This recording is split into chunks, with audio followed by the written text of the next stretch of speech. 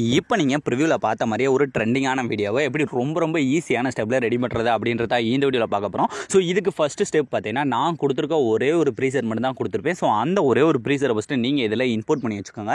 So நீங்கள் import பண்ணி வச்சுருக்க அந்த ப்ரீசெட்ஸ் பார்த்தீங்கன்னா இந்த ப்ராஜெக்ட் அப்படின்ற ஆப்ஷனை டச் பண்ணால் அதில் வந்து நீங்கள் இம்போர்ட் பண்ணி வச்சுருக்க அந்த ஒரே ஒரு ப்ரீசெட் வந்து இருக்கும். ஸோ அந்த ஒரே ஒரு ப்ரீசெட்டை ஃபஸ்ட்டு ஓப்பன் பண்ணிங்கன்னா அதில் உங்களுக்கு தேவையான எல்லாமே நானே அதிலே கொடுத்துருப்பேன். ஃபஸ்ட்டு எப்பயும் போல் சாங்கு, அடுத்து பீட் மார்க் கொடுத்துருக்கேன்னா அடுத்து இந்த ஒவ்வொரு பீட் மார்க்குக்கு தேவையான எஃபெக்ட், அதுவும் பாதியால் உள்ள வீடியோட லாஸ்ட் வர எல்லா பீட் மார்க்குக்கும் தேவையான அந்த எஃபெக்டை இந்த மாதிரி ஒரு பேக்ரவுண்ட் ஆட் பண்ணி அந்த பேக்ரவுண்ட்லேயே நானும் எஃபெக்டே எல்லாமே சேர்த்தே கொடுத்துட்டு நீங்கள் இதில் பண்ண வேண்டியது என்னென்னா இந்த பேக்ரவுண்ட்ஸுக்கு பதிலாக நீங்கள் எடிட் பண்ண போகிற உங்களோட இமேஜை மட்டும் சேஞ்ச் பண்ணி அதில் உங்களோட இமேஜுக்கு ஏற்ற மாதிரி இந்த எஃபெக்டில் ஒரு சில சின்ன சேஞ்சஸ் மட்டும் பண்ணாலே போதும். ரொம்ப ஈஸியாக நீங்கள் ப்ரிவியூவில் பார்த்த மாதிரியே மேக் பண்ணி முடிச்சிடலாம். ஸோ இதில் ஃபஸ்ட்டு ஸ்டெப்பாக நம்ம இந்த வீடியோட ஸ்டார்டிங் பதிலாக இதுலேருந்தே ஸ்டார்ட் பண்ணலாம். ஸோ ஸ்டார்டிங் வந்ததும் பார்த்தீங்கன்னா இந்த சாங்குக்கு மேலே ஒரு பேக்ரவுண்ட் ஒன்று ஆட் பண்ணிங்கன்னா அந்த பேக்ரவுண்ட் ஃபஸ்ட்டு டச் பண்ணுங்கள். டச் பண்ணதும் கீழே வந்து பார்த்தீங்கன்னா கலர் அண்ட் ஃபில் அப்படின்னு இருக்கா, ஜஸ்ட் அதை டச் பண்ணுங்கள். டச் பண்ண இந்த இடத்துல டெக்ஸ்ட் வருதா, இந்த டெக்ஸ்ட்டை டச் பண்ணால் உங்களோட ஃபைல் மேனேஜர் வந்து ஓப்பன் ஆயிடும். ஸோ உங்களோட ஃபைல் மேனேஜர் ஓப்பன் ஆனதுக்கப்புறம் இந்த இடத்துல நீங்கள் எடிட் பண்ண போகிற இமேஜை ஃபஸ்ட்டு செலக்ட் பண்ண போகிறோம். ஸோ இதில் நீங்கள் இமேஜை செலக்ட் பண்ணும்போது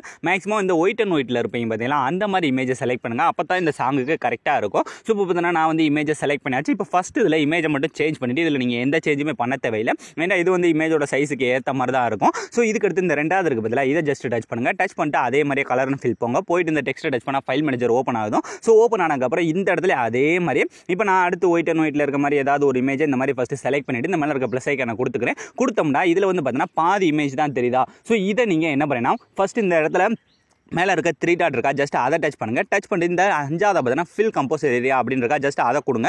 கொடுத்துட்டு இப்போ இந்த சுற்றி பார்த்தீங்கன்னா ஒரு புள்ளி மாதிரி இருக்கா, அந்த புள்ளியை பிடிச்சி இழுத்தீங்கன்னா அதோட இமேஜோட சைஸ் வந்து நமக்கு பழையபடி மாறும். ஸோ மாறினதுக்கப்புறம் இப்போ மறுபடியும் அந்த 3 டாட்டை டச் பண்ணிட்டு இந்த ஃபில் கம்போஸ் ஏரியா அப்படின்ற கொடுத்தீங்கன்னா உங்களுக்கு இப்போ உங்களோட இமேஜ் எந்த சைஸில் இருக்கோ ஸோ அதுக்கேற்ற மாதிரி வந்துடும். ஸோ இப்போ ரெண்டாவதுலேயே மாற்றி முடிச்சதுக்கப்புறம் இதே மாதிரி அடுத்து 3வது ஸோ மறுபடியும் அதை டச் பண்ணி அதே மாதிரி கலர் அண்ட் ஃபில், ஸோ அதே மாதிரி டெக்ஸ்ட்டை டச் பண்ணால் ஃபைல் மேனேஜர் ஓப்பன் ஆயிடும். ஸோ இந்த இடத்துல நீங்கள் எடிட் பண்ண போகிற இமேஜை செலக்ட் பண்ணிட்டு இந்த மேலே இருக்க ப்ளஸ் ஐக்கானை கொடுத்தாலே போதும், இதுவும் ஆட் ஆயிரும். ஸோ இதெல்லாம் பார்த்தீங்கன்னா பாதி ஃபேஸ் தான் தெரியுது. ஸோ அதனால் ஃபஸ்ட்டு இந்த மேலே இருக்க 3 டாட்டை டச் பண்ணிட்டு இதில் 4வது இருக்குது பார்த்தீங்கன்னா இந்த ஃபிட் கம்போஸ் ஏரியா, ஜஸ்ட் அதை கொடுங்க. கொடுத்தனா பாதியெல்லாம் வந்துடும். வந்ததுக்கப்புறம் இப்போ சென்டரில் பார்த்தீங்கன்னா மேலே ஒரு புள்ளி கீழே ஒரு புள்ளி இருக்கா அந்த இமேஜை சுற்றி. ஸோ அந்த புள்ளியை பிடிச்சி நீங்கள் இந்த மாதிரி இழுத்தீங்கன்னா உங்களுக்கு அந்த இமேஜோட ஃபுல் சைஸ் வந்து வந்துடும். ஸோ இந்த மாதிரி உங்களுக்கு அப்படியே கொஞ்சம் இழுத்துக்கிட்டே வந்து உங்களுக்கு எந்த அளவுக்கு வேணுமோ ஸோ அந்த அளவுக்கு இந்த மாதிரி பர்ஃபெக்டாக ஃபஸ்ட்டு ஆட் பண்ணிக்கோங்க. ஸோ இப்போ 2 இமேஜ் ஆட் பண்ணி முடிச்சாச்சா, இதே மாதிரி அடுத்து 3வது இமேஜ். ஸோ மறுபடியும் அந்த இமேஜ் டச் பண்ணி கலர் அண்ட் ஃபில், ஸோ இந்த டெக்ஸ்ட்டை டச் பண்ணால் ஃபைல் மேனேஜர் ஓப்பன் ஆயிடும். ஸோ நம்ம ஒரு இமேஜில் என்னென்ன பண்ணுறோமோ அதை தான் அடுத்தடுத்த இமேஜில் பண்ணுறோம். ஸோ இதை ஆட் பண்ணிட்டு இதுவும் பார்த்தீங்கன்னா பாதி தான் இருக்குது. ஸோ அதனால் ஃபஸ்ட் அந்த 3 டாட்டை டச் பண்ணிட்டு